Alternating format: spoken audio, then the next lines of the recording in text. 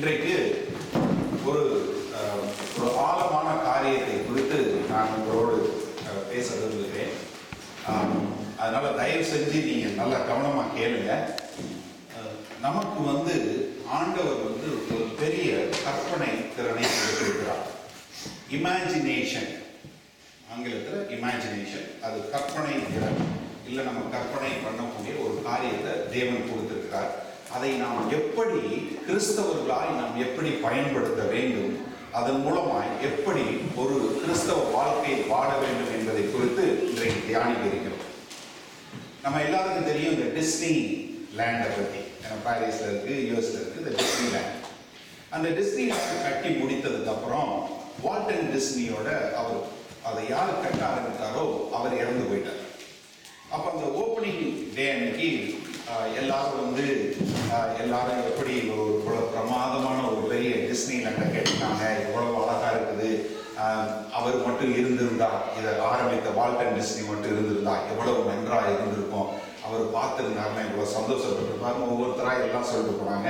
கடைசியில் அவங்களுடைய மனைவி எழுப்பி அவங்க ஒரு நன்றி சொல்றதுக்காக எழுப்பி நின்று சொல்லும்போது சொன்னாங்க, நீங்க எல்லாரும் பேசினவங்க எல்லாரும் சொன்னீங்க, அவர் வால்டன் டிஸ்னி மட்டும் இதை இருந்து பார்த்திருந்தா எவ்வளவு நல்லா இருக்குன்னு. உங்களுக்கு ஒரு விஷயம் தெரியணும், அவர் ஏற்கனவே இதை பார்த்ததுனால தான் இது வந்தது. இது கட்டுவதற்கு முன்பாகவே வால்டன் டிஸ்னி இதை பார்த்து தான் உருவாக்கினார் என்று. இப்ப சில வேளைகள்ல நமக்கு நம்மளுடைய வாழ்க்கையில நம்ம நடக்கக்கூடிய காரியங்கள், நம்ம செயல்படக்கூடிய காரியங்கள் எல்லாமே நம்மளுடைய எண்ணத்தின் யோசனைகள்னால இருக்குது. நீதிமொழிகள் 23வது அதிகாரம் 7வது வசனம் என்ன சொல்லுது? நீ எதுவாக நினைக்கிறாயோ அதுவாகவே மாறுவாய். அப்போ நம்ம நினைக்கக்கூடிய காரியங்கள் எப்படி நடக்குதுன்னா, நமக்கு ஒரு சோல், நமக்கு ஒரு ஆத்மா, ஒரு ஆவி உண்டு, ஒரு இருதயம். சரியா? இது தமிழ்ல நீங்க நல்லா தெரிஞ்சவங்க, நமக்கு ஒரு யோசனை செய்யக்கூடிய, நமக்கு ஒரு மைண்ட், ஆத்மா என்று சொல்லக்கூடிய ஒன்று இருக்கு. இருதயத்தின் சிந்தனை, இருதயத்தின் கண்கள் என்று சொல்லக்கூடிய இன்னொரு காரியம் இருதயத்தில் இருக்கு. இந்த ரெண்டுக்கும் ஒரு தொடர்பு கொடுக்கக்கூடியது நம்பிக்கை. இந்த நம்பிக்கைக்கு அடிப்படையாக உங்களுக்கு என்ன வேணும்னா, முதலாவது உங்களுக்கு எண்ணத்துல ஒரு கற்பனை திறன் இருக்கக்கூடிய காரியம் வர வேண்டும். இதை நான் எப்படி ப்ராக்டிக்கலாக சொல்றதுன்னா, இப்போ நான் ஒரு காரியம் சொல்றேன், ஆப்பிள். Okay, apple. இப்போ ஆப்பிள் சொன்னதும் எத்தனை பேர் APPL நினைச்சீங்க? எத்தனை பேர் APPL நினைச்சீங்க? எத்தனை பேர் சிவப்பு கலர் ஆப்பிள் உங்க கண்ணுக்கு வந்துச்சு? எத்தனை பேருக்கு பச்சை கலர் ஆப்பிள் வந்துச்சு? புரியுதா உங்களுக்கு? அதாவது கற்பனை திறன்கிறது உங்களுக்குள்ள இயற்கையாக இருக்கு. இப்போ நான் டாக் அப்படின்னு நாயின்னு சொன்ன உடனே உங்களுக்கு என்ன ஞாபகம் வருது? பக்கத்தில் உங்க ஹஸ்பண்டை ஒய்ஃபை பார்க்காது. சரியா? நாயின்னு சொன்ன மாதிரி என்ன நாய் பார்க்குறீங்க? ஒரு கோல்டன் ரெட்ரீவர் பார்ப்பீங்க, இல்லை உங்கள் நாய் வீட்டு நாய் பார்ப்பீங்க, இல்லை பக்கத்து வீட்டில் எப்பயுமே குறைச்சி உங்களை தொந்தரவு பண்ணுற நாயை நினைப்பீங்க. உடனே அதாவது என்னன்னா, ஒரு சொல் கேட்ட மாத்திரத்திலே அந்த சொல்லை ஒரு கற்பனையாய் பார்க்கக்கூடிய ஒரு சக்தி உங்களிடம் இருக்கிறது. இதை நன்றாக உணர்ந்து கொள்ள வேண்டும். ஏன்னா இந்த நம்ம காணக்கூடியவைகளை பார்த்து வாழ்பவர்கள் அல்ல. 2 கொரிந்தியர் 5வது அதிகாரம் 7வது வசனம் என்ன சொல்லுது? நாம் தரிசித்து நடவாமல் விசுவாசித்து நடக்கிறவர்களா இருக்கிறோம் என்று தெளிவாக சொல்லுது. சோ அப்ப நம்ம காண்பவைகளை பார்த்து நடப்பவர்கள் அல்ல, காணாதவைகளை பார்த்து நடப்பவர்கள். இப்ப காணாததை பார்ப்பது எப்படி என்றால், நம்முடைய இருதயத்தில் உள்ள ஆவிக்குரிய கண்கள் திறக்கப்பட வேண்டும். நாம் என்ன நமக்காக வைத்திருக்கிறார், தேவன் வைத்திருக்கிறார் என்பதை உணர்ந்தவர்களாய், கற்பனையை பார்த்தவர்களாய் நம்ம நடக்க வேண்டும். எனவே ஆண்டவர் நமக்கு கொடுத்த ஒரு வல்லமையான காரியம் நம்மளுடைய மூளை. தயவு செய்து தப்பா புரிஞ்சுக்காதீங்க. ஆண்டவர் என்றைக்கு மூளையை உங்க டிராயர்ல போட்டுட்டு சபைக்கு வாங்கன்னு சொல்லவே இல்லை. என்னன்னா, உங்க மூளைய ஆண்டவருடைய வார்த்தையினால் நீங்க புதுப்பிக்காவிட்டால் அது தேவனுக்கு எதிராக வேலை செய்யும். அதுதான் யாக்கோபு 3வது அதிகாரம் 15, 16வது வசனத்துல ரொம்ப தெளிவா இருக்கு. அதாவது unrenewed mind is demonic in nature. வார்த்தையினால் புதுப்பிக்கப்படாத உங்களுடைய எண்ணங்கள் பேய்த்தனத்துக்கு அடுத்தது என்று யாக்கோபு 3வது அதிகாரம் 16வது வசனத்தில் தெளிவா இருக்கு. அப்ப என்னன்னா நம்மளுடைய எண்ணங்கள் வந்து தேவனுடைய வார்த்தையினால் என்ன பண்ணணும், புதுப்பிக்கப்பட்டு கொண்டே வர வேண்டும். அந்த எண்ணங்கள் புதுப்பிக்கப்படுவதனால் நீங்க நினைக்கக்கூடிய கற்பனை பண்ணக்கூடிய காரியம் என்னன்னா தேவன் மேல் நம்பிக்கை கொடுக்கக்கூடியதாயும் தேவ நம்பிக்கை உள்ளதாயும் இருக்க வேண்டும். ஆனா இப்போ உங்களுக்கு இதெல்லாம் சொன்ன உடனே எல்லாருக்கும் ஞாபகம், பைபிள்ல நிறைய இடத்துல நம்ம இருதயத்தின் யோசனை பூரா பொல்லாதது இருக்கு, அத்தனை முறை இருக்கே, நீங்க என்ன நமக்கு கற்பனை திறன் இருக்கு அதை நினைச்சு பார்க்கணும்னு.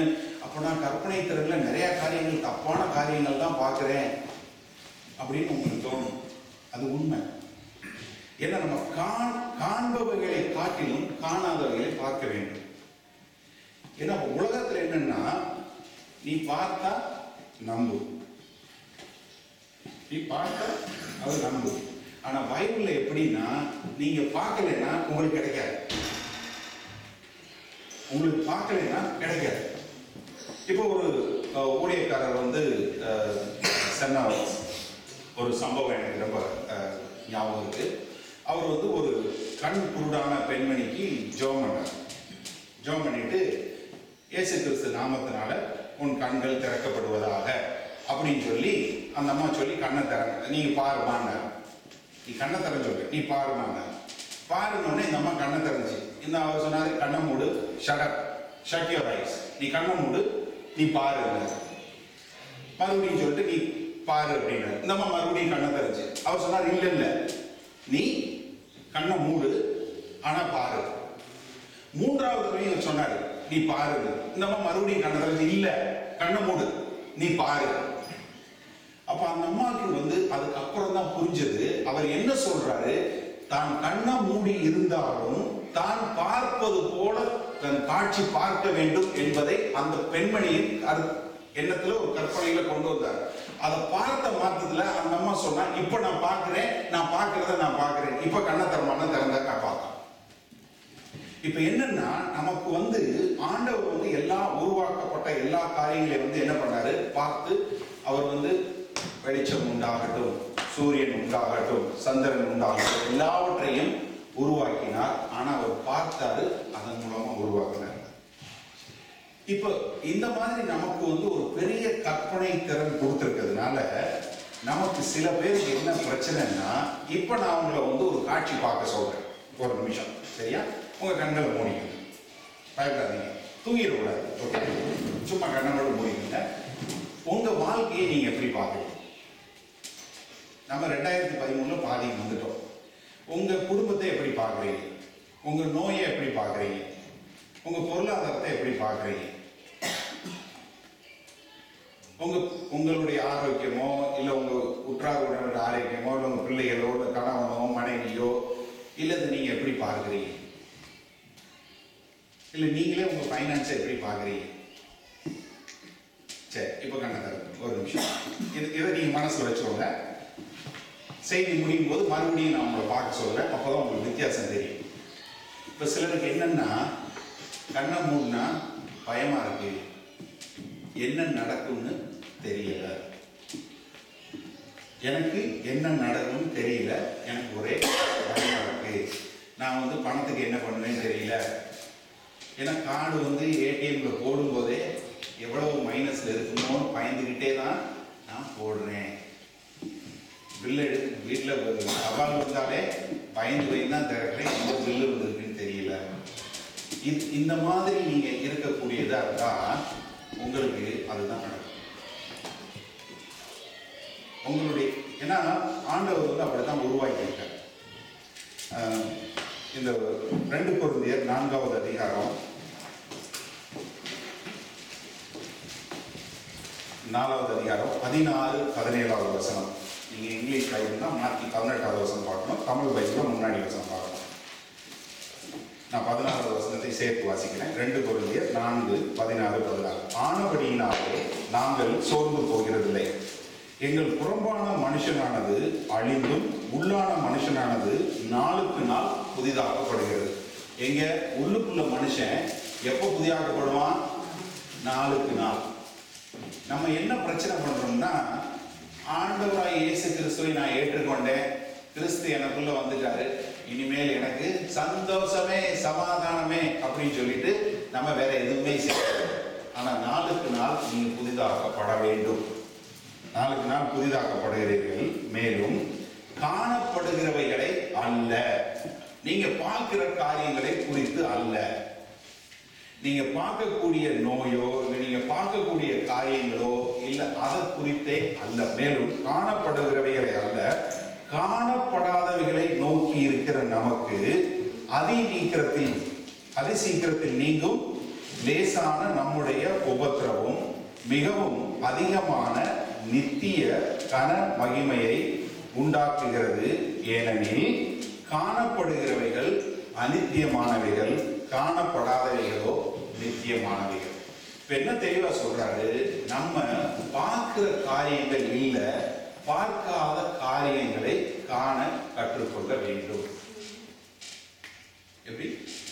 நான் பார்க்கிற காரியம் மாத்திரம் இல்ல, நான் என்னுடைய பார்வையில் தெரியாத அதற்கு பின்னான காரியங்களை நான் தெரிந்து பார்க்கக்கூடியவனா இருக்கும். நீங்க நோட்ஸ் எழுதுறதுனா எழுதிக்கோங்க.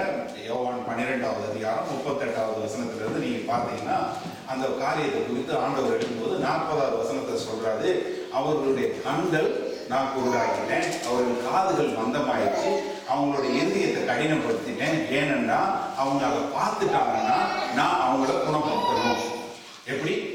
அவங்க அதை பார்த்துட்டாங்கன்னா நான் அவங்கள குணப்படுத்தணும். அதனால ஆண்டவரே உங்க கண்களை கூட ஆகிட்டாரா, உங்க காதை மந்தமாக்கிட்டாரா, உங்க இருதயத்தை கடினமாக்கிட்டாரா? ஏன்னா நீங்க பார்த்துட்டீங்கன்னா அதை உங்களுக்கு கொடுக்க வேண்டியதா இருக்கு. அப்ப என்னன்னா ஆண்டவர் என்ன எதிர்பார்க்கிறாருன்னா, நீங்க காணக்கூடிய காரியங்களையும் மீறி இன்னொரு காரியத்தை நீங்க பார்க்கணும்.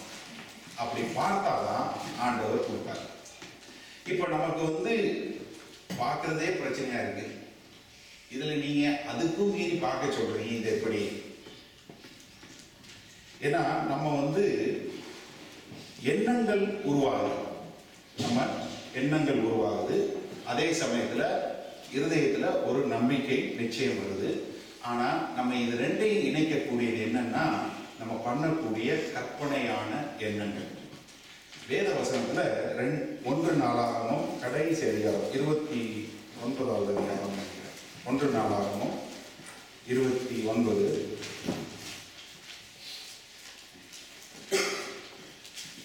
இது என்னன்னா, தாவீது இறப்பதற்கு முன்பாக தன்னுடைய மகன் சாலமன் தேவனுக்கு ஆலயம் கட்டுவதற்காக எல்லா பொருளையும் எல்லாவற்றையும் கொடுத்து விட்டு மக்கள்லாம் கொண்டு நிறைய பொருள் கொடுக்குறாங்க. எல்லாம் கொடுத்ததுக்கு அப்புறம் தாவீது ஜெபம் பண்றாரு. அப்ப ஜெபம் பண்ணும்போது 18வது வசனம் பாருங்க, ஆபிரகாம், ஈசாக்கு, இஸ்ரவேல் என்னும் எங்கள் பிதாக்களின் தேவனாகிய கர்த்தாவே, உமது ஜனத்தின் இருதயத்தில் உண்டான இந்த சிந்தையையும் நினைவையும் என்றைக்கும் காத்து அவர்கள் இருதயத்தை உமக்கு நோக்கி அருளும்.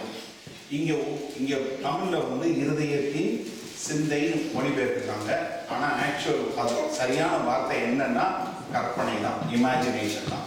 இந்த வார்த்தை இங்க பைபிள்ல கிட்டத்தட்ட 9 முறை இந்த வார்த்தை உபயோகப்படுத்தப்படுகிறது. தமிழ் மொழியில ஒரு சில இடத்துல இருதயத்தின் சிந்தை, மனதின் எண்ணங்கள் அப்படின்னு மொழிபெயர்த்திருக்காங்க.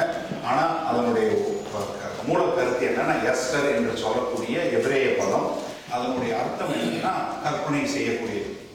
ஆனா வேத வசனத்துல இந்த ஒரு இடத்துல மாத்திரம்தான் இந்த கற்பனை, இந்த பண்ணக்கூடிய ஒரு காரியத்தை பாதுகாத்து கொள்ளுன்னு இருக்கு. மீதி எல்லா இடத்துலையும் இப்படி ஒரு சிந்தனை, இப்படி ஒரு வீணான கற்பனையை நீ வச்சுக்காதன்னு. நல்லா கவனிங்க, இந்த ஒரு இடத்துல தேவன் கொடுத்த இந்த மாதிரியான ஒரு கற்பனைகளை நீங்க வச்சுக்கோங்கன்னு இருக்கு. மீதி எல்லா இடத்துலையும் நீங்க 2 கொரிந்தியர் 10வது அதிகாரம் 4வது 5வது 6வது வசனம், லூக்கா 1வது அதிகாரம் 51வது வசனம், ஆதியாகமம் 6வது அதிகாரம் 5வது வசனம், 9வது அதிகாரம் 6வது வசனம், இந்த மாதிரி நிறைய இடங்கள்ல பார்த்தீங்கன்னா இந்த மாதிரி காரியங்களை நீ வச்சுக்காதன்னு இருக்கு. ஏனென்றா அந்த மாதிரி வரக்கூடிய கற்பனை என்ன ஆகும்னா உங்களை தேவையில்லாம அலக்கழித்து விடும் இருக்கு. ஆனா இப்ப வரக்கூடிய கற்பனை, இந்த மாதிரி கற்பனையை நீங்க கை கொண்டு உங்க இருதயத்தை பாதுகாத்துக் கொள்ளுங்க. அப்ப நம்ம புதிய உடன்படிக்கையின் ஊழியக்காரர்களாகிய நமக்குள்ள பரிசுத்த ஆவியானவர் இருக்கும்போது நம்மளுடைய கற்பனை எப்படிப்பட்ட ஒரு கற்பனையாக இருக்க வேண்டும்? வீணான கற்பனையா, தேவனுக்கு ஏற்ற கற்பனையா அப்படிங்கிறதுக்கு முதலாவது நம்ம செய்ய வேண்டியது என்னன்னா, நம்மளுடைய எண்ணங்கள் நாளுக்கு நாள் வேத வார்த்தையினாலே புதுப்பிக்கப்பட்டு கொண்டே வர வேண்டும். அப்பதான் தெரியும் உங்களுக்கு அது சரியா இல்லையா. இப்ப நீங்க பாக்குறீங்க, வாலிப பிள்ளைகளா இருக்கும்போது நீங்க ஆப்போசிட் செக்ஸை எது வேறமா ஒரு ஆணா இருந்தா பெண்ணை பார்க்கும்போது ஒரு தடவை அப்படி திரும்பி பார்க்கணும்னு தோணுது, பாக்குறீங்க, உடனே லவ் வருதுன்னு சொல்றீங்க, இது பண்றீங்க. அதுக்கப்புறம் இதாகுது. இப்ப என்ன வருது? உங்களுக்கு ஒரு சிந்தனை வருது. இப்ப நிறைய பேர் சபையிலையும் பார்ப்பாங்க, உட்காருவாங்க. எனக்கு என்னமோ ஆண்டவர் சொல்றாரு, நீங்க தான் என் மனைவி. இப்படி சொன்னவங்களும் நிறைய பேர் இருக்காங்க. சரியா? யாரையாவது ஒருத்தர் பார்த்து சொல்லுவாங்க. சரி, இது கல்யாணம் முடிக்கிறதுக்கு முன்னாடி ஓகே. இப்ப கல்யாணம் முடிச்சதுக்கு அப்புறம் அந்த சிந்தனை நின்றுதா? இல்லை. நிறைய பேருக்கு இந்த சிந்தனை நிக்கிறது இல்லை. அப்போ அது என்ன ஆகுது? அது வீணான சிந்தனை. அப்போ முதல்ல என்ன சொல்லுது? பிறன் மனையை பார்க்காதன்னு சொல்லணும். முதல்ல உடனே தேவனுடைய வார்த்தை உங்களுக்குள்ள இருந்தா, சரி என்ன ஒரு தப்பான காரியம், ஆண்டவரே என்னை மன்னிங்க அப்படின்னு சொல்லக்கூடிய அளவுக்கு நீங்க வரணும். அப்ப என்னன்னா, நீங்க பண்ணக்கூடிய ஒரு கற்பனை, உங்களுக்குள்ள வரக்கூடிய ஒரு கற்பனை சரியானதா இல்லையா என்பதற்கு தேவனுடைய வார்த்தை வேண்டும். இப்போ உங்களுக்கு ஒரு சுகம் இல்லாம இருக்கு, உங்களுக்கு ஒரு நோய் இருக்கு. ஆனா ஆண்டவரோட வார்த்தை என்ன சொல்லுது? அவருடைய தழும்புகளால் நாங்கள் குணமானோம். ஏசாயா 53வது அதிகாரம் 1 பேதுரு 2வது அதிகாரம் 24வது வசனத்துல சொல்லுதுன்னு சொல்லுது. ஆனா இந்த வார்த்தை தெரியும், ஆனா நம்ம அதை ஃபுல்லா எடுக்கிறது இல்லை. என்ன காரணம்னா, இந்த வார்த்தை வருது பாருங்க, இந்த வார்த்தைக்கு வித்துன்னு சொல்லுது. 1 பேதுருல ரொம்ப அழகா சொல்லியிருக்கு. நீங்க எதனால மீட்கப்படல? தங்கத்தினாலே வெள்ளியினாலே இல்ல, வேத வார்த்தையாகிய வித்துனால நீங்க எடுக்கப்பட்டிருக்கீங்கன்னு. இப்ப என்னன்னா, இந்த வார்த்தை வந்த மாத்திரத்துல நீங்க அந்த வார்த்தையை எடுத்து நீங்க உங்களுக்குள்ள வச்சு நீங்க அதை கற்பனை பண்ணி நீங்க அதை தெரிந்து கொண்டு அதை வளர்த்து பெரிய இதாகும் போதுதான் உங்களுக்கு கருத்தரித்து நீங்கள் அதன் மூலமாய் ஒரு பிள்ளை பெற்றெடுக்க முடியும். இப்ப இதுல கிறிஸ்தவத்துல என்ன ஒரு பெரிய பிரச்சனைனா, நிறைய பேருக்கு வார்த்தை தெரியும். எப்படி?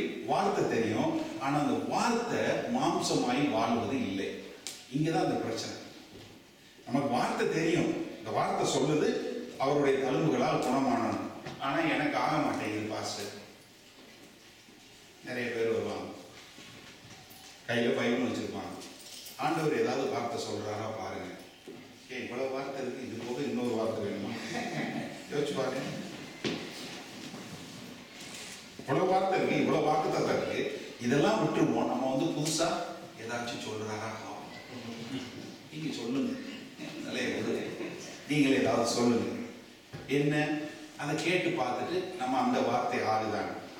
ஏன்னா இந்த பைபிள்ல ஒரு வார்த்தை இருக்கு, அண்டர்ஸ்டாண்டிங், அறிந்து கொள்ளுதல். நீங்க உங்களுக்கு இந்த தெரியும், நம்ம இங்கிலீஷ் சர்ச்சில் ஒரு 4 வாரம் அந்த அதை குறித்து மத்திய 13வது அதிகாரத்தில் உள்ள சம்பவத்தை குறித்து நம்ம பார்த்தோம். எப்படி விதைக்கிறவன் வார்த்தையை விதைக்கிறான். இது மார்க் 4வது அதிகாரம் 14வது வசனத்தில் பார்த்தோம். அதன் மூலமா அதை குறித்து பார்த்தோம். அதுல என்ன ஒரு காரியம் என்ன சொல்லுதுன்னா, நீங்க அந்த வார்த்தையை புரிந்து கொள்ளாத போது, அறிந்து கொள்ளாத போது, இஃப் யூ டோன்ட் அண்டர்ஸ்டாண்ட், என்ன சொல்றான்? ஒண்ணு எதிரி எடுத்துட்டு போயிடுவான், இல்ல உங்களுக்கு உலக பிரகாரமான காரியம் வந்துடுது. இப்ப என்னன்னா, அந்த அண்டர்ஸ்டாண்டிங்கிற வார்த்தை என்னன்னா, உங்களுடைய ஐம்புலன்களிலும் உணர்ந்து கொள்ளக்கூடியதா இருக்க வேண்டும் வார்த்தை என்பது. இப்ப இப்படி விஷுவலைஸ் பண்ணுங்க, தயவு செஞ்சு என்னோட சேர்ந்து இதை யோசிக்கணும். ஒரு கணவன் மனைவி இருக்கிறாங்க, சரியா? அவங்களுக்கு ஆண்டவர் வார்த்தை கொடுக்குறாரு, நீங்க குழந்தை பெற்றுக்கொள்ள போறீங்க அப்படின்னு சொல்றாரு. இப்ப அவர் இந்த பக்கம் முழங்கால் போட்டு ஜெபம் பண்றாரு, இந்த அம்மா இந்த பக்கம் பாஸ் பண்ணி ஜெபம் பண்றாங்க. ஆண்டவரே எங்களுக்கு குழந்தை கொடுக்க போறேன்னு சொல்லிட்டீங்க, ரொம்ப நன்றி ஆண்டவரே, தேங்க்யூ லார்ட் அப்படின்னு சொல்லி இவங்க 2 பேரும் 4 கணக்கா விரதம் இருந்து இங்கேயே இந்த பக்கம் படுத்துக்கிறார், அவங்க அந்த பக்கம் படுத்துக்கிறார். பண்ணிக்கிட்டே இருந்தா என்ன ஆகும்? காலம் தான் போகும். இப்ப கிறிஸ்தவங்களும் சபைக்கு வர்றாங்க, ஆண்டவர் தெரிஞ்சதுன்னு நினைச்சு ஒரு வார்த்தையை கேட்கிறாங்க, ஆனா ஆண்டவர்கிட்ட போறது. நல்லா கவனிங்க, அந்த வார்த்தை உள்ளுக்குள்ள உங்களுக்கு கருத்தரிக்கணும். ஒரு உடலுறவு கொண்டதுதான் அண்டர்ஸ்டாண்டிங். நீங்கள் தெரிந்து கொள்வதுதான் அது. ஏன்னா ஆதாம் ஏவாளை தெரிந்து கொண்டான், அப்பொழுது அவனுக்கு புள்ள பிறந்தது. என்ன தெரிஞ்சு கொண்டான்? அவங்க ஒருவரை ஒருவர் புரிந்து அவர்களோடு சேர்ந்து ஐக்கியமாய் வாழ்வது. இப்ப நீங்க சபைக்கு வரும்போது, தேவனுடைய வார்த்தை வரும்போது, அந்த வார்த்தை உங்களுக்குள் வர வேண்டும். அது கருத்தரித்து கிறிஸ்துவாய் மாறி கிறிஸ்து உங்களுக்குள் வாழும்போது, அப்ப அவருடைய காட்சிகளை நீங்க பார்ப்பீங்க. அப்ப அந்த காரியங்களை நீங்க செய்வீங்க. இப்ப நிறைய பேர் சபைக்கு வர்றாங்க, வந்து சத்தியத்தை கேட்கிறாங்க. ஆனா கணவன் மனைவி தனியா படுக்கிற மாதிரி ஆண்டவர் அங்க இருக்கட்டும், நான் இங்க இருக்கிறேன்னு இருந்துட்டு போயிடுறாங்க. இப்ப நம்ம கிறிஸ்தவங்களுக்கு ஜெபம் பண்ண சொன்னீங்கன்னா என்ன சொல்லுவாங்க?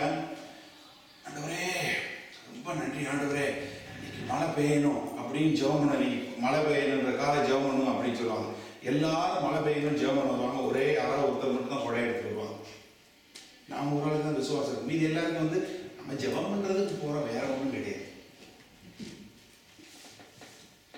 ஏன்னா இந்த ஒரு நீங்க தேவனுடைய வார்த்தையை அறிந்து கொண்டு அந்த வார்த்தை மாம்சமாய் உங்களுக்குள் வாழும்போது நீங்கள் தேவனுக்கேற்ற கற்பனைகளை பார்ப்பீங்க. அப்போ உங்களுடைய வாழ்க்கையில என்ன செய்ய போறீங்களோ அதை சரியா செய்வீங்க. இப்போ நம்ம சகோதரன் சுரேன் கூட நான் ஒரு வாரமாக இங்கே போயிட்டு இருக்கேன். அப்போ அவர் ஒரு வீடு திருத்துறாரு. ஒரு கிச்சன் எல்லாம் வந்து எல்லாம் போட்டு எல்லாம் செய்யறாரு புதுசா. நான் முதல்ல அந்த வீடு ஆரம்பிதான் அவங்க கணை செய்யாமல் தான் செய்யறாங்க. ஒண்ணுமே இல்லை, எல்லாம் அசிங்கமா அலங்கோலமா கிடந்துச்சு, எல்லாம் உடஞ்சி கிடந்துச்சு. ஆனா என்னால வந்து அந்த கிச்சன் எப்படி அழகா வடிவா வரப்போகுதுங்கிறத என்னால பார்க்க முடியல. ஆனா அவங்களால பார்க்க முடிஞ்சது. இங்க இந்த டைல் ஓட்ட போறோம், இங்க இது போட போறோம், இங்க இந்த இது போட போறோம், இங்க 40-50 போட்டா இந்த இடத்துல வந்துடும், இந்த இடத்துல கரெக்டா பாயிலர் வந்துடும், இந்த இடத்துல வந்துடும். இப்போ ஆல்மோஸ்ட் வேலை முடிஞ்சிச்சு. நான் நீ போய் பார்த்தேன், அவ்வளவு அழகா இருக்கு. என்ன அவங்க அதை பார்த்தாங்க, எப்படி முடிச்சு வைக்க போறோங்கிறத அவங்க பார்த்தாங்க, நான் பார்க்கல. எனக்கு அது புரியல. எதுக்காக இந்த இடத்துல ஓட்ட போடுறாங்கன்னு எனக்கு புரியல. எதுக்காக இந்த இடத்துல வெட்டுறாங்கன்னு எனக்கு புரியல. எதுக்காக இந்த இடத்துல ட்ரில் பண்றாங்கன்னு புரியல.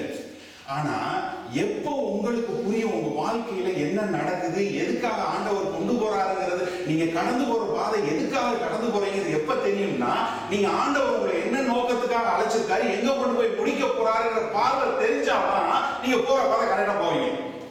இல்லைன்னா ஒண்ணுமே தெரியல, ஆண்டவரே பாஸ்டர் ஜெபம் பண்ணுங்க, அக்கா நீங்க ஜெபம் பண்ணுங்க, அண்ணன் நீங்க ஜெபம் பண்ணுங்க, என்ன நடக்குதுன்னே தெரியல, எல்லாமே தப்பா போகுது, நான் எதை செஞ்சாலும் போகுது, நான் எதை சொன்னாலும் எல்லாரும் தப்பா புரிஞ்சுக்கிறாங்க. ஏன் உனக்கு புரியல? எங்க ஆண்டவர் உங்களை கொண்டு போய் நிறுத்த போறாரு, என்னவா செய்ய போறாரு தெரிஞ்சிருச்சுன்னா நீங்க போற பாதையில அல்லேலூயா சந்தோஷம், ஐயோ இங்க ஒரு அடி உழுது, ஓகே அப்பதான் அந்த இடம் கரெக்டா பெண்டானாதான் அதுக்குள்ள உள்ள போக முடியும், அதுக்காக தான் நினைக்கிறாரு உங்களுக்கு தெரியும். ஏன்னா புதுசா கேபினெட் வாங்கி வந்து அதுல பெரிய ஓட்ட ட்ரில் மிஷின் வச்சு அவ்வளவு பெரிய ஓட்ட போட்டான். புதுசா முதல்ல வாங்கி வந்து என்ன புதுசா வாங்கிட்டு வந்து இவ்வளவு பெரிய இதுல இவ்வளவு பெரிய ஜாமான் மொத்தத்தையும் போட்டு இப்படி உடைக்கிறாங்கன்னு மாதிரி தான் எனக்கு தோணுச்சு. ஆனா அது உள்ள வச்சு அதுல இருந்து பைப் வெளியே வரும்போது தான் தெரியுது, ஆஹா இப்ப பார்த்தா தெரியல. இப்ப நீங்க வெளியே வந்து பாத்தீங்கன்னா வாங்கிட்டு வந்த புதுசா வாங்கிட்டு வந்தா இது காது உடைஞ்சு போச்சு, இந்த புதுசா வாங்கிட்டு வந்த கேபினெட் உடையும் போது நம்ம என்ன நினைக்கிறோம், என்ன ஆண்டவரே நான் உங்ககிட்ட வந்தேன் எல்லாம் நல்லா நடக்கும்னு பார்த்தேன், ஆனா இப்படி ஆகி போச்சு. ஏன் உங்களுக்கு இது தெரியல, முடிவு எப்படிங்கிறது தெரியல. தயவு செய்து தெரிஞ்சுக்கொள்ள, நீங்க ஆண்டவரோடு இருக்கும்போது, அவருடைய வார்த்தையோடு இருக்கும்போது, நீங்கள் அவரோடு சேர்ந்து கற்பனை பண்ணும்போது தான் நீங்க போகக்கூடிய பாதை சரியாக போகும். இது அப்போஸ்தலர் நடவடிக்கை 12வது அதிகாரத்துல வாங்க. ஏன்னா நம்ம எப்படி ஜெபம் பண்ணுவோம், என்ன மாதிரி நடக்குங்கிறத இந்த ஒரு சபையில இருந்து பார்ப்போம்.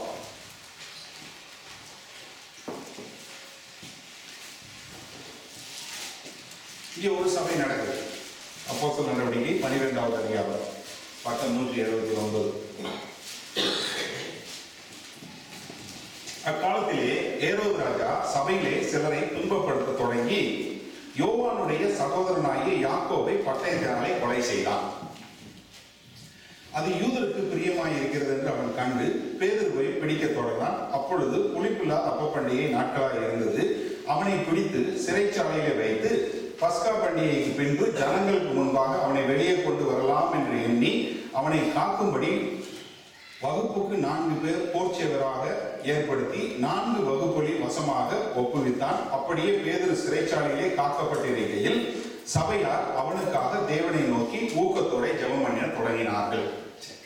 இப்ப என்னைய பாருங்க ஒரு நிமிஷம். இப்ப என்ன நடக்குது? எருசலேம் சபையில ஒரு சின்ன பிரச்சனை. என்ன? ஏரோது ராஜா யாரு கிறிஸ்தவங்கள பெரிய ஆளா இருக்கிறாங்களோ அவங்கள கூப்பிட்டு தலையை வெட்டி பார்க்கலாம். எப்படி? கூப்பிட்டு வச்சு அப்படி தலையை வெட்டி தலையை மட்டும் காட்டின உடனே மக்களுக்கு எல்லாம் ஒரே சந்தோஷம். இவனா கிறிஸ்தவன் சொன்னா அவன் தலையை வெட்டியாச்சு பாரு அப்படின்னு காட்டின உடனே ஏரோதுக்கு இது ரொம்ப பிடிச்சு போச்சு. இது நல்ல விளையாட்டா இருக்குன்னு சொல்லி யாக்கோபை கூப்பிட்டு வெட்டிட்டான். இப்ப பாக்குறான் இது அடுத்து யாரு இருக்கா அப்படின்னு பார்த்த உடனே பேதுரு சரியான ஆளு அப்படின்னு சொல்லி பேதுருவை தேடி கண்டுபிடிச்சு பேதுருவை கைது பண்ணிடலாம். கைது பண்ணி சிறைச்சாலை கொண்டு வந்து சிறைச்சாலையில கையெல்லாம் கட்டி 4 பேரா 4 குரூப் போட்டு 4 பேரா போர்ச்சேவர்கள் கை 2 கட்டி அதுல 2 பேரு காலு 2 பேரு 4 ஷிஃப்ட் போட்டு வந்து மாறி மாறி அவனை வந்து எப்பவும் பாதுகாப்பா வச்சுட்டு இருக்காங்க. ஏன்னா பண்டிகை நாள்ல அவனை கொல்லலான்னு. இப்ப சபையாரெல்லாம் கூடி ஜெபம் பண்ண போறாங்க. நல்லா யோசிங்க. நீங்க இந்த சபையில ஒரு ஆளா எடுத்துக்கோங்க தயவு செஞ்சு. சரியா? இப்ப என்ன நடந்துச்சு? முன்னாடி யாக்கோபு பாடி தனியா தலை தனியா வந்துருச்சு. இப்ப பேதுருவை பிடிச்சு வச்சுட்டான். இப்ப என்ன நடக்கும்? பேதுருக்கு வெரி குட். தலை தனியா வரப்போகுது, பாடி தனியா வரப்போகுது. இப்ப சபையாரெல்லாம் கூடி ஜெபம் பண்ணலாம். இப்ப ஜெபம் பண்ணும்போது நீங்க எப்படி ஜெபம் பண்ணுவீங்க? அதான் யோசிங்க. உங்களுக்கு என்ன நடக்குது? முன்னாடி போனவன் உடம்பு இப்படி வந்துருச்சு, இப்ப இன்னொருத்தனை பிடிச்சு வச்சுட்டாங்க.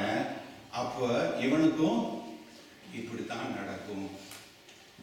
இன்றைக்கு நீங்க உங்க வாழ்க்கையில நடந்த ஒரு துயரமான சம்பவங்களோ ஒரு கஷ்டமான சம்பவங்களை வச்சுக்கிட்டு உங்க வாழ்க்கை பூரா தவறான படத்தை பார்த்துக்கிட்டீங்க. ஹலோ, நல்லா புரியுதா? அதாவது உங்க வாழ்க்கையில சில வேளைகள்ல ஒரு ஏமாற்றங்கள், ஒரு தோல்விகள், ஒரு போராட்டம், ஒரு காரியம் நடந்துருச்சு. இப்ப அதனால என்ன ஆயிடுச்சு? முன்னாடி நாங்க அந்த வீடு வாங்கினப்ப இப்படித்தான் பிரச்சனையாச்சு. எங்க வீட்டுக்காரர் அங்க ஒரு பிசினஸ் தொடங்குறாரு, அப்பயும் இப்படித்தான் போச்சு. நானும் சொல்லி பார்க்கிறேன், பாஸ் கேட்க மாட்டாரு, இவர் எல்லா இடத்துலயும் இப்படிதான் பண்ணுவாரு, இதுவும் அப்படித்தான் போக போகுது. என்ன? அவங்களுக்கு ஏற்கனவே பிக்சர் ரெடி ஆயிடுச்சு. ஏன்னா இங்க அப்படித்தான் ஆச்சு, இங்க இப்படித்தான் ஆக போகுது. என் பையன் போன வருஷம் வகுப்புல இப்படித்தான் பிரச்சனை, இங்க பிரச்சனைன்னு சொல்லி அந்த ஸ்கூல் கொண்டு போனே அங்கேயும் அதே பிரச்சனை தான். பாருங்க, வேணாலும் அதே பிரச்சனை தான். அதே வரணும். நீ அதான சொல்ற, நீ அதான நினைக்கிற. யோசிச்சு பாருங்க. என்ன தயவு செஞ்சு நல்லா புரிஞ்சுக்கோங்க. அதாவது ஆண்டவர் நமக்கு கொடுத்திருக்கிற ஒரு கற்பனை திறன். அப்ப என்ன, நமக்கு முன்னாடி நடந்தவைகள்ல வந்து ஏமாற்றங்கள் போராட்டங்கள் இருந்தா நீங்க அதை விட்டுட்டு ஆண்டவருடைய வார்த்தையின்படி சிந்திக்க கற்றுக்கொள்ள வேண்டும். அதுலதான் இந்த கற்பனை ரொம்ப முக்கியம். ஏன்னா இந்த கற்பனை திறன் என்பது நீங்க பார்த்தோன்னே அந்த வீடை பார்த்ததும் ஆண்டவரே எனக்கு அந்த வீடு வேணும், அது இல்ல கற்பனை திறன். பிளீஸ் தயவு செஞ்சு தப்பா புரிஞ்சுக்காதீங்க. ஒரு பெரிய வீடை பார்த்ததில் ஒரு பெரிய காரை பார்த்ததும் எனக்கு அது வேணும், இயேசு கிறிஸ்து நாமத்தினால அது உண்டாகட்டும், எனக்கு இதாகட்டும் அப்படிங்கிறது வந்து கிடையாது. ஏன்னா பார்க்கறதெல்லாம் பார்த்ததும் எனக்கு கிடைச்சிரும், அது கிறிஸ்தவ வாழ்க்கையே கிடையாது, அது பைபிள்லயும் இல்லை. தயவு தப்பா புரிஞ்சுக்காது.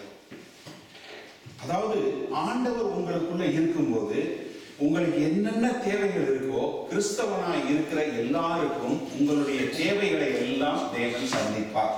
பிலிப்பியர் 4:19 தெளிவா சொல்லுது. உங்களுக்கு என்ன தேவை இருக்கோ, மத்திய 6வது அதிகாரம் 25 33 வரைக்கும் நல்லா சொல்லுது. நீ என்னத்தை உடுத்துவோம், என்னத்தை சாப்பிடுவோம், எங்க இருக்கோங்கிற பத்தி கவலைப்படாத, இது எல்லாம் உங்க அப்பாவுக்கு தெரியும், நீ அவரை தேடு, அப்பொழுது இவைகள் எல்லாம் உனக்கு கூட கொடுக்கப்படும். இதெல்லாம் இலவசம், நீங்க செய்ய தேவையில்லை. அப்படித்தான் ஆண்டவர் சொல்லி கொடுக்குறாரு. சோ அப்ப உங்களுக்கு தேவைகளை தேவன் சந்திப்பார். இப்ப இங்க என்ன சொல்றது, உங்களுக்கு வந்து ஜெபம் பண்றாங்க, சபையார கூடி ஜெபம் பண்றாங்க. இப்ப இவங்க என்ன ஜெபம் பண்றாங்க? பேதுருக்காக ஜெபம் பண்றாங்க. இப்ப நீங்க எத்தனை பேர் பேதுருவோட விடுதலைக்காக ஜெபம் பண்ணிருப்பீங்க? அதுல ஆனா நம்ம எல்லாம் வாயில சொல்லுவோம். எப்படி? வாயில சொல்லுவோம், ஆண்டவரே பேதுருவை எப்படியாவது வெளியே கொண்டு வந்துருங்க சுவாமி, எப்படியாச்சும். நம்ம ஜெபம் பண்ணும்போது அப்படித்தானே, எப்படியாச்சும் இந்த ஒரு வார்த்தையை பிடிச்சுக்கிறோம், எப்படியாவது ஆண்டவரே இப்படி பிடிச்சு நம்ம சொல்றது. ஏன்னா பேதுரு கதைதான், ஆண்டவரே எப்படியாச்சும் பேதுருவை வெளியே கொண்டு வந்திருக்கு ஆண்டவரே. ஆனா நாங்க என்ன எதிர்பார்க்கிறோம்? பேதுருவோட மண்டை இல்லைன்னா எப்படி இருக்கும், அதான் நாங்க பார்த்துக்கிறோம். ஆனா நான் வாயில என்ன சொல்றோம்? எப்படியாச்சும் பேதுருவை கொண்டு வந்திருக்கு. சபையை கூட செஞ்சாங்க, அதே தான் செஞ்சாங்க. நீங்க வாங்க, இங்க உள்ளுக்குள்ள வந்து தேவதூதர்கள் வந்து எல்லாரையும் பிரிச்சு பிரிச்சு வெளியே கொண்டு வந்துட்டான். இந்த கதை உங்களுக்கு எல்லாரும் யாராவது விட்டுருங்க. 9வது வசனத்துல வாங்க. அந்தபடியே அவன் புறப்பட்டு அவனுக்கு பின் சென்று தூதனால் செய்யப்பட்டது மெய்யென்று அறியாமல் தான் ஒரு தரிசனம் காண்கிறதாக நினைத்தான். அவர்கள் முதலாம் காவலையும் 2ஆம் காவலையும் கடந்து நகரத்திற்கு போகிற இரும்பு கடையிலே வந்தபோது அவன் தானாய் அவர்களுக்கு திறவுண்டது. அதன் வழியாய் அவர்கள் புறப்பட்டு ஒரு வீதி நெடுக நடந்து போனார்கள். உடனே தூதன் அவனை விட்டு போய்விட்டான். பேதுருவுக்கு தெளிவு வந்த போது, ஏரோதின் கைக்கும் யூத ஜனங்களின் எண்ணங்களும் என்னை விடுதலையாக்கும்படிக்கு கர்த்தர் தம்முடைய தூதனை அனுப்பினார் என்று தான் இப்பொழுது மெய்யாகவே அறிந்திருக்கிறேன் என்றான். அவன் அப்படி நிச்சயித்துக் கொண்டு மார்க்கு என்னும் பெயர் கொண்ட யோவானுடைய தாயாகிய மரியாள் வீட்டுக்கு வந்தான். ஜான் மார்க்கோட வீட்டுக்கு. அங்கே அனைவரும் கூடி ஜெபம் பண்ணி கொண்டிருந்தார்கள். பேதுரு வாசல் கதவை தட்டின போது ரோதை என்னும் பெயர் கொண்ட பெண் ஒற்று கேட்க வந்தார். கீழே இறங்கி கதவை திறக்க ரோதை என்கிற வேலைக்காரப்புள்ள வந்து பார்க்கிறான். இவன் வெளியே இருந்து கதவை திறக்கிறான். அவள் பேதுருவின் சத்தத்தை கேட்டு அறிந்து சந்தோஷத்தினாலே கதவை திறவாமல் உள்ளே ஓடி போய் பேதுரு வாசலுக்கு முன்னே நிற்கிறேன் என்று அறிவித்தார். இப்ப கீழே வந்து பார்க்கிறா, கதவை தட்டுறா, சத்தம் பேதுரு சத்தமா இருக்கு. உடனே இவளுக்கு பயங்கர சந்தோஷம். என்ன சபையாரெல்லாம் கூடி பேதுரு விடுதலைக்காக ஜெபிக்கிறாங்க. இங்க பேதுருவே வந்துட்டாரு, அல்லேலூயா, நான் போய் மேல சொல்றேன்னு ஓடி போய் அங்க போய் எல்லாம் பாருங்க பேதுரு வந்துட்டான் அப்படின்னு சொன்ன உடனே அவங்க என்ன சொன்னாங்க? சபையாரெல்லாம் சேர்ந்து, நீ பிதற்றுகிறாய், என்ன பைத்தியம் நீ, பேதுரு எப்படி வருவான்? நாங்க தான் ஜெபம் பண்ணிட்டு இருக்கோமே, பாடிதான் வரும்.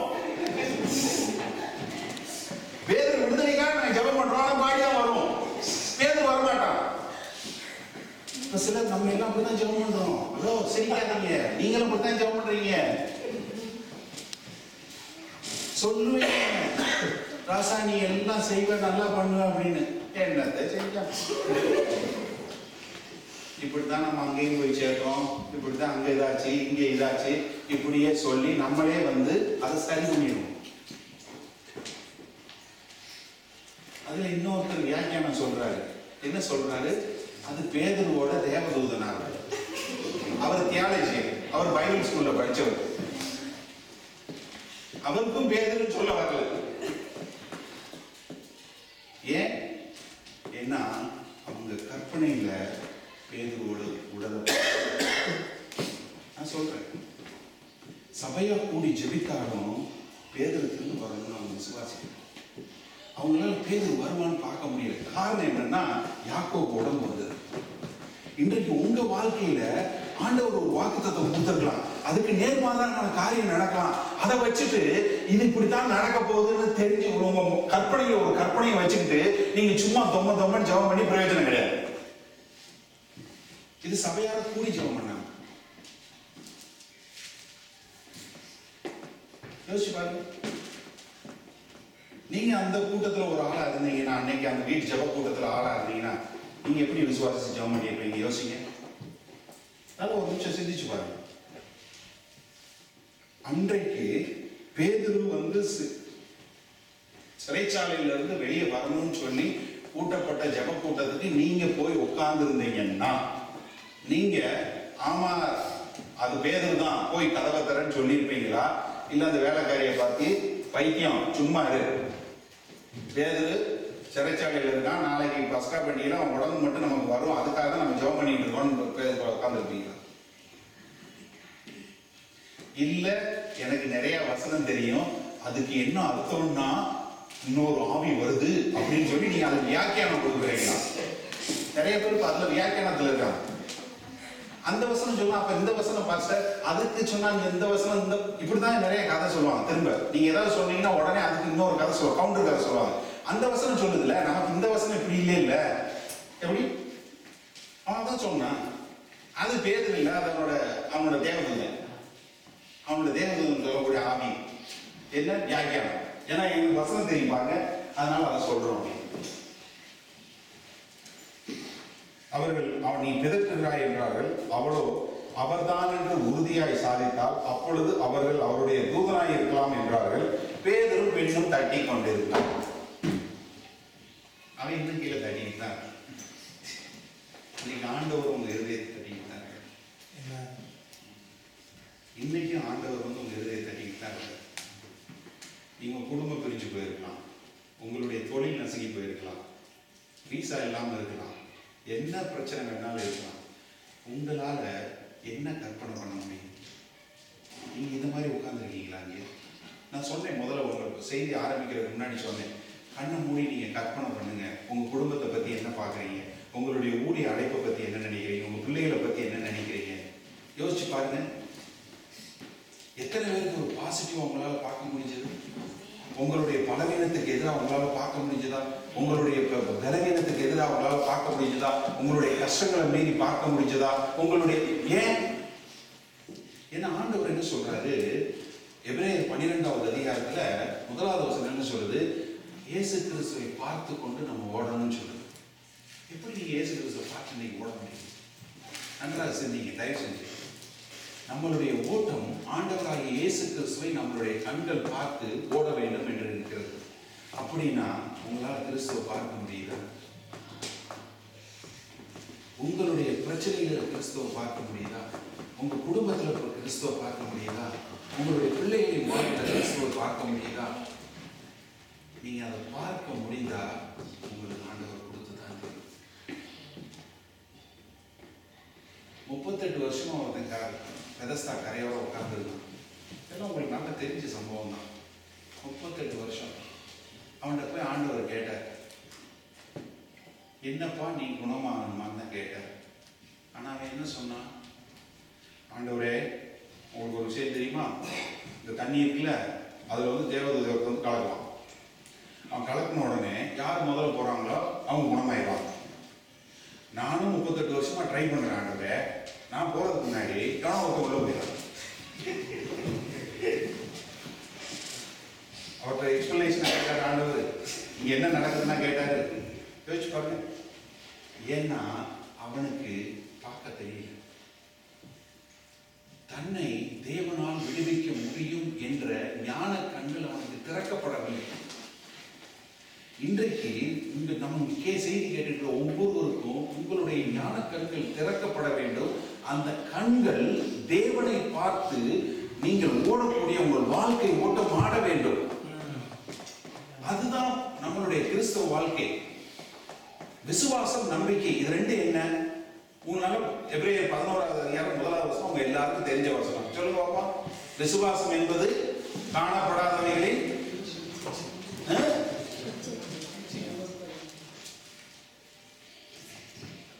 இப்ப நம்ம வந்து விசுவாசம் வச்சிருக்கோம், நம்பிக்கை வச்சிருக்கோம்.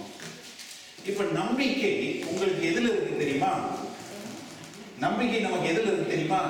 நீங்க காணப்படுறது மட்டும்தான் நம்பிக்கை வைக்கிறீங்க, காணப்படாதவையில் நம்பிக்கை வைக்கிறது. அதான் பிரச்சனை. ரோமருக்கு எழுதின நிருபம் 8வது அதிகாரம்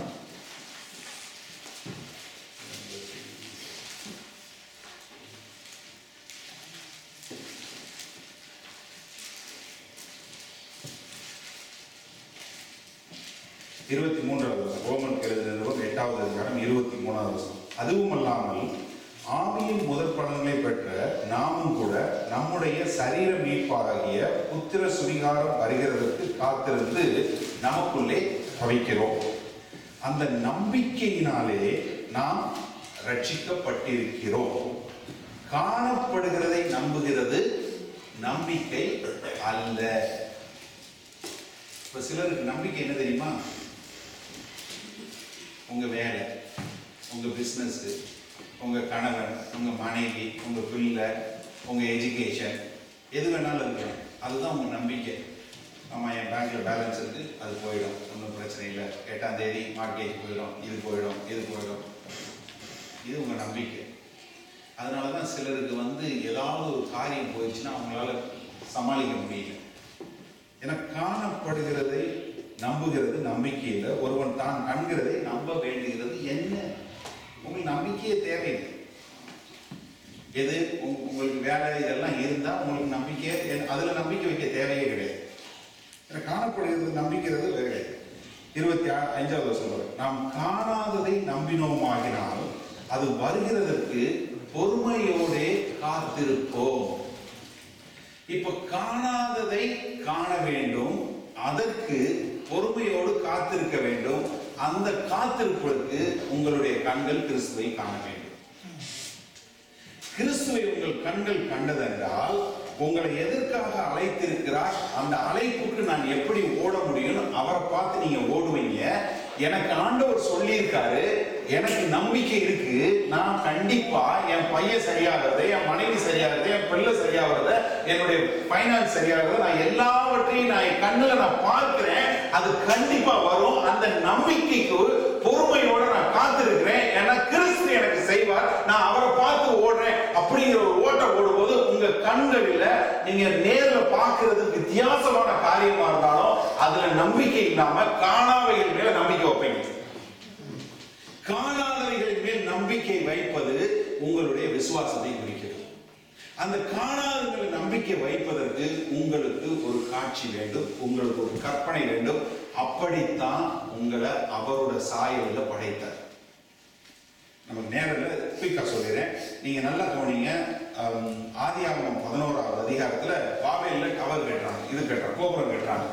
ஆண்டவர் என்ன சொல்றாரு, நம்ம சாயல்ல இவங்களை படைச்சிட்டோம், இவனுக்கு இருக்கிற இந்த கற்பனை திறனை வைத்து இவனுங்க கெட்டினானுன்னா இவனுங்களால சாதிக்க முடியாத காரியம் ஒன்றுமே இல்லை என்று கண்டு அவர் மக்களை கொள்ளார். நல்ல கவனிங்க. அதாவது நம்ம தேவனுடைய சாயலில் படைக்கப்பட்டிருக்கிறோம், தேவனுடைய பிள்ளைகளாக இருக்கிறோம். நமக்கு அந்த சக்தியை தேவன் கொடுத்திருக்கிறார். ஆனா அந்த கற்பனைகளை, அந்த வரக்கூடிய கற்பனை காட்சிகளை எதுல வச்சு பார்க்கணும், இயேசு கிறிஸ்துவினுடைய பார்வையில வைத்து பார்க்க வேண்டும். இப்ப நீங்க உங்களுக்கு வரக்கூடிய காட்சிகள் எல்லாமே என்னவா மாறணும்னு சொன்னா அது கிறிஸ்துவனுடைய காரியங்களாய் மாற வேண்டும். ஏன்னா நம்ம ஓடக்கூடிய வாழ்க்கை ஓட்டத்துல பிரச்சனை வரும், எல்லாமே வரும். ஆனா எப்போ ஓட முடியும்னா கிறிஸ்து எப்படி ஓடினாரு. நீங்க எபிரேயர் 12வது அதிகாரத்தில் 1வது 2வது வசனத்துல சொல்லிருக்கு, அவருக்கு முன் வைத்திருந்த எதை வச்சு, அந்த என்னவா ஜாய், அவர் முன்னாடி வைக்கப்பட்டிருந்த அந்த காரியத்தை பார்த்து ஓடினாரு, சிலுவை மரணத்துக்கு போனார்ன்றது ரொம்ப தெளிவா எழுதியிருக்கு. அப்ப என்ன, நமக்கு முன்னாடி நித்தியத்திற்கும் நமக்கு ஒரு காரியங்களை ஆண்டவர் செய்கிறார். அதை நோக்கி நம்ம ஓடுவதற்கு நம்மளுடைய கண்கள் அவரை பார்க்க வேண்டும், அவர் பார்க்கக்கூடிய காட்சிகளை நாம் காண வேண்டும். அப்பதான் பண்ண முடியும். சரி, இப்போ வேத வசனத்துல அவ்வளவு முறை தவறான காட்சிகள் வைக்கக்கூடாதுன்னு போட்டிருக்கே, அப்ப நான் எப்படிப்பட்ட காட்சிகள், நான் எப்படி காணக்கூடிய கனவுகள், எந்த மாதிரியான கற்பனைகள் எனக்கு சரி அப்படிங்கிறதுக்கு 2 கொரிந்தியர் 10வது அதிகாரம் வாங்க, இந்த வசனம் பார்த்து முடிச்சிடும். 2 கொரிந்தியர் 10வது அதிகாரம்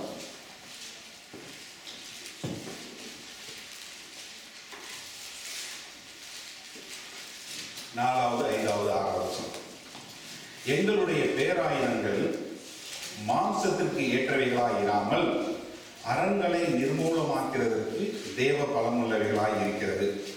அவைகளால் நாங்கள் தர்க்கங்களையும் தேவனை அறிகிற அறிவுக்கு விரோதமாய் எழும்புகிற எல்லா மேட்டிமையையும் நிர்மூலமாக்கி எந்த எண்ணத்தையும், எப்படி, எந்த கற்பனையும், எந்த காட்சியும், எந்த கனவுகளும், எந்த இமேஜினேஷனா இருந்தாலும் எந்த எண்ணத்தையும் கிறிஸ்துவுக்கு கீழ்ப்படிய சிறைப்படுத்துகிறவர்களாய் இருக்கிறோம்.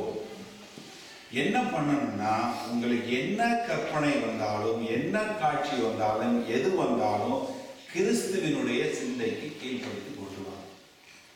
இப்போ உங்களுக்கு வரக்கூடிய ஒரு கற்பனை, உங்களுக்கு வரக்கூடிய ஒரு இமேஜினேஷன் கிறிஸ்துவா இருந்தா என்ன செய்வார்? எப்படி? கிறிஸ்துவா இருந்தா என்ன செய்வார்? ஏன்னா நீங்க கிறிஸ்தவன், கிறிஸ்துவை உடையவன், கிறிஸ்துவை உடையவள், அதனால் நீங்கள் கிறிஸ்தவன். சோ கிறிஸ்து உங்களுக்குள்ள இருக்கிறார். அப்ப அந்த கிறிஸ்து எப்படி நடந்து கொள்வார்? ஒரு கற்பனையான காட்சி உங்களுக்கு வரும்போது, ஏன்னா நீங்க கார் ஓட்டின்னு போகும்போது ஒரு நல்ல வீடு பார்த்தது, நமக்கு மட்டும் இப்படி ஒரு வீடு இருந்தா வரத்தான் செய்யும். ஆனா நீங்க கிறிஸ்துவை போல இருந்தா, எனக்கு என்ன தேவையோ அதை எங்க அப்பா கொடுப்பார், ஒன்றும் கவலைப்படாதீங்க, சந்தோஷமா இருக்கும், நம்ம அடுத்தவன் பொருள் மேல ஆசைப்பட வேண்டாம். covetous is a sin. பேராசை தேவையில்லாத ஒன்று அப்படின்னு. நீங்கள் ரோட்டில் போகும்போது, நீங்கள் காரில் போகும்போது பக்கத்தில் ஓட்டி போகிற கார் பெரிய காராக தெரியும், நல்லா தெரியும். பஸ்ஸில் போகிறவங்களுக்கு எந்த காரணாலும் பெரிய காராக தெரியும். யோசிச்சுங்க, உங்களுக்கு என்ன தேவையோ அதை தேவன் கொடுப்பார். ஆனால் நீங்கள் காணக்கூடிய காட்சி கிறிஸ்துவனுடைய சிறை எண்ணத்துக்கு நீங்கள் கீழே கொண்டு வந்தீங்கன்னா அந்த காட்சி கிறிஸ்து கொடுக்குற காட்சியா இல்லையா தெரிஞ்சுக்கணும். இப்போ வேத வசனத்தில் உங்களுக்கு கொடுக்கப்பட்ட எல்லா வாக்கு தத்தங்களும் இந்த வேத வசனத்தில் இருக்கும். 2 கொரிந்தியர் 1:20 என்ன சொல்றது? எல்லா வாக்கு தத்தங்களும் ஆம் என்றும் ஆமேன் என்றும் இயேசு கிறிஸ்துவுக்குள் நிறைவேறி இருக்கிறது என்று. இப்போ உங்களுக்கு கொடுக்கப்பட்ட எல்லா வாக்கு தத்தங்களும் இயேசு கிறிஸ்துக்குள்ள நிறைவேறிச்சு. அந்த இயேசு கிறிஸ்து உங்களுக்குள்ள இருக்கிறாரு. அப்ப நீங்க என்ன வாக்கு தத்தத்தால் ஏற்கனவே ஆசீர்வதிக்கப்பட்ட ஆளு. உங்களை ஆசீர்வதிச்சவர் உங்களுக்குள்ள இருக்காரு. இப்போ உங்களுக்குள்ள இருக்கிறவர் மூலமா நீங்க பார்க்கக்கூடிய கற்பனை காட்சிகளை நீங்க கொண்டு வரக்கூடிய ஆள். நான் நிறைய பேருக்கு பார்த்துட்டேன், சோகம் இல்லாதவங்களுக்கு ஜெபம் வந்து நான் பார்த்துருக்கேன். ஒரு சிலர் பாத்திமை மாதிரி வருவாங்க, எனக்கு என்னுடைய பார்வை வேண்டும். அவன் தான் பதில் சொன்னான். இதனால போய் எடுத்து வாசிச்சு பாருங்க. பாத்திமை உனக்கு என்ன வேணும்னு ஆண்டவர் கேட்டார். நல்லா யோசிச்சு பாருங்க. ஆண்டவர் தெரியும் அவன் குருடன். ஏசு கிறிஸ்து தெரியா அவன் குருடன்? நல்லா தெரியும். ஆனா கேட்டார், என்ன கேட்டாரு? உனக்கு என்ன வேணும்? நான் உனக்கு என்ன செய்யணும்? எனக்கு என் பார்வை வேண்டும் என்று கேட்டான். அவன் கண்ணு திறக்கிறதுக்கு முன்னாடியே அவனுக்கு பார்வை உண்டுங்கிறத அவன் தெரிஞ்சு கொண்டான். அதனால அவனுக்கு பார்வை கிடைச்சிடும். இன்றைக்கு உங்களுக்கு எங்க பார்வை வேணும்? மறுபடியும் ஒரு நிமிடம் கண்களை மூடு. இப்ப நீங்க யோசிக்கணும், கிறிஸ்து உங்களுக்குள்ள இருக்கிறார். எல்லா வாக்கு தத்தங்களும் ஆம் என்றும் ஆவேன் என்றும் அவரால் நிறைவேற்றப்பட்டிருக்கிறது. அப்படிப்பட்ட ஆண்டவர் உங்களுக்குள்ள இருக்கும்போது நீங்க எப்படிப்பட்டவர்களா வாழ்வீங்க? இந்த பூமியில எப்படிப்பட்ட மக்களா நீங்க சுதந்திரிக்கக்கூடிய மக்களா இருப்பீங்க? நீங்க எப்படி ஆசீர்வாதத்தின் பிள்ளைகளா இருப்பீங்க? நீங்க போற பக்கமெல்லாம் நீங்க ஒரு ஆசீர்வாதமா இருப்பீங்க. உங்க மூலமா அநேக மக்கள் ஆசீர்வதிக்கப்படுவாங்கன்னு என்று சொல்றது பிரகாரம் நீங்க எப்படி ஒரு ஆசீர்வாதமா இருப்பீங்க? ஆண்டவர் இன்றைக்கு சொல்றார், ஆபிரகாமை வெளியே கூப்பிட்டார். ஆபிரகாமே வெளியே வா, வானத்தை பார், வானத்தில் இருக்க நட்சத்திரங்களை போல உன்னுடைய சந்ததி ஆக போது நீ பார், அதை கற்பனை பண்ணுன்னு ஆபிரகாம் பார்த்தா ஒரு இஸ்ரவேல் தேசம் உண்டாச்சு. இன்றைக்கு உங்களை பார்த்து ஆண்டவர் என்ன சொல்கிறார்?